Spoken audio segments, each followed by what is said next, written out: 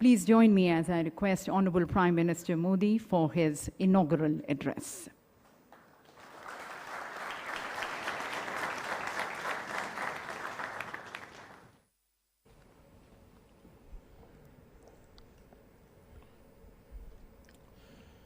My colleague in the Union Cabinet, Shri Amit Shah,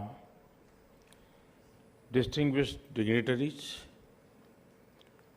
delegates from different countries, members of investigative agencies and security forces from across the world, and my dear friends, I welcome you all to the third Ministerial Conference on Counter-Terrorism Financing. Friends, it is significant that this conference is happening in India. Our country faced the horrors of terror long before the world took serious note of it. Over the decades, terrorism in different names and forms tried to hurt India.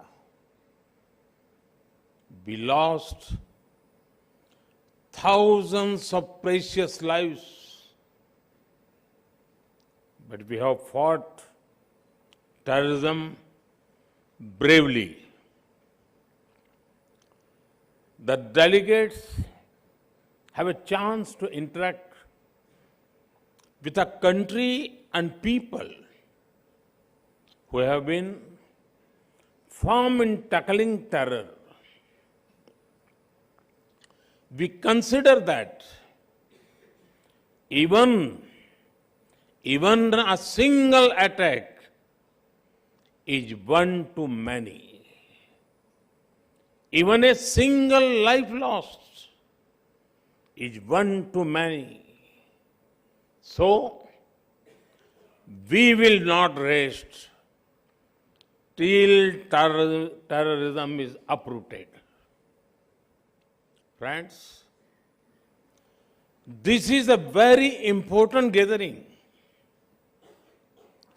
It should not be seen as a gathering of ministers only, because it deals with a subject that impacts entire humanity.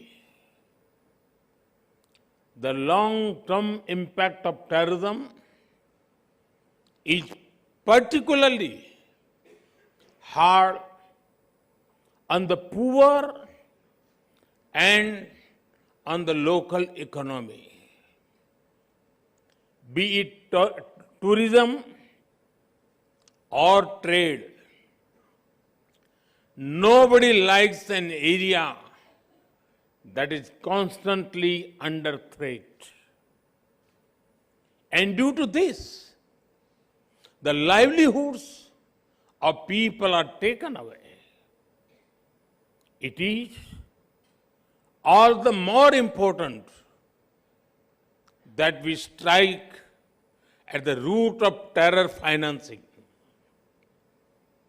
Friends, in today's world, ideally, there should be no need for anyone to remind the world of the dangers of terrorism. However, there are still certain mistaken notions about terrorism in some circles. The intensity of the reaction to different attacks cannot vary based on where it happened. All terrorist attacks deserve equal outrage and action. Further, sometimes there are indirect arguments made in support of terrorism to block action against terrorists. There is no place for an ambiguous approach while dealing with a global threat. It is an attack on humanity, freedom, and civilization. It knows no boundaries. Only a uniform, unified, and zero-tolerance approach can defeat terrorism. Friends, fighting a terrorist and fighting a terrorism are two different things. A terrorist may be neutralized with weapons. Immediate tactical responses to terrorists may be an operational matter, but tactical gains will soon be lost without a larger strategy aimed at hurting their finances.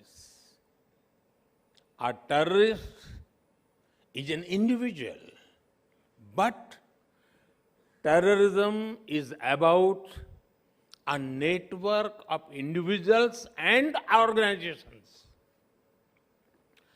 Uprooting terrorism needs a larger proactive response. If we want our citizens to be safe, then we cannot wait until terror comes to our homes. We must pursue terrorists, break their support networks, and hit their finances. Friends, it is well known that terrorist organizations get money through several sources. One source is state support. Certain countries support terrorism as part of their foreign policy. They offer political, ideological, and financial support to them. International organizations must not think that the absence of war means peace. Proxy wars are also dangerous and violent. There must be a cost imposed upon countries that support terrorism.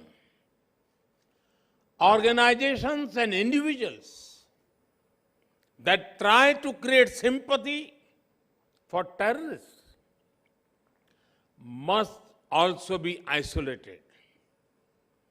There can be no ifs and buts entertained in such matters. The world needs to unite against all kinds of overt and covert backing of terror. Friends, one of the sources of terror funding is organized crime. Organized crime should not be seen in isolation. These gangs often have deep links with terrorist outfits. The money made in gun running, drugs, and smuggling is pumped into terrorism. These groups help with logistics and communication too. Action against organized crime is extremely important in the fight against terror.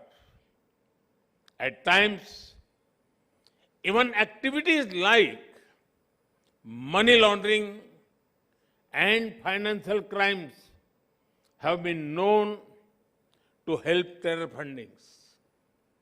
Fighting it needs global collaboration. Friends, in such a complex environment,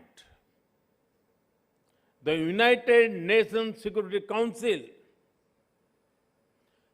Financial Action Task Force, Financial Intelligence Units, and the Egmont Group are boosting cooperation in preventive detection and prosecution of illegal fund flows.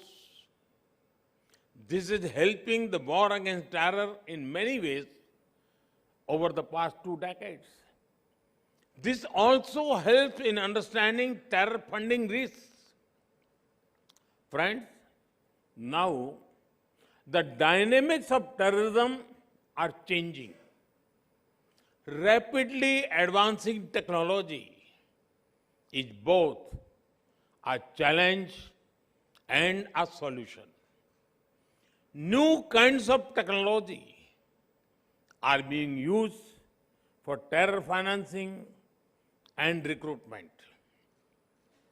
Challenges from the darknet, private currencies, and more are emerging. There is a need for a uniform understanding for new finance technologies. It is also important to involve the private sector in these efforts. From a uniform understanding, a unified system of checks and balances and regulations can emerge. But we must be careful about one thing. The answer is not demonize technology. Instead, it is to use technology to track, trace, and tackle terrorism. Friends, today, cooperation is needed, not only in the physical world, but also in the virtual world too. The infrastructure used for cyber terrorism and online radicalization is disturbing. Some also offer weapons training from a remote location and online resources, communications, travel, logistics. There are many links of the chain in different countries. Each country can and must act against the part of the chain within the reach.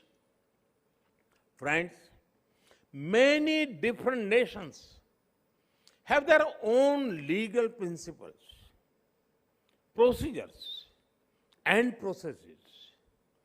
Sovereign nations have a right to their own systems.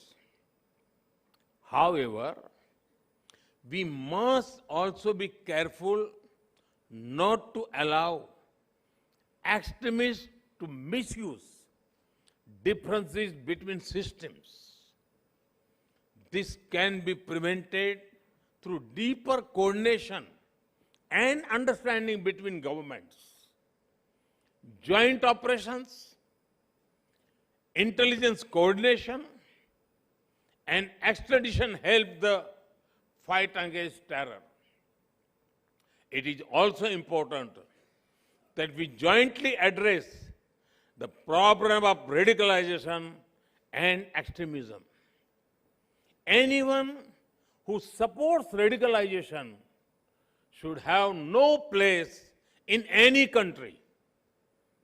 Friends, over the last few months, many conferences have been held in India relating to different dimensions of security.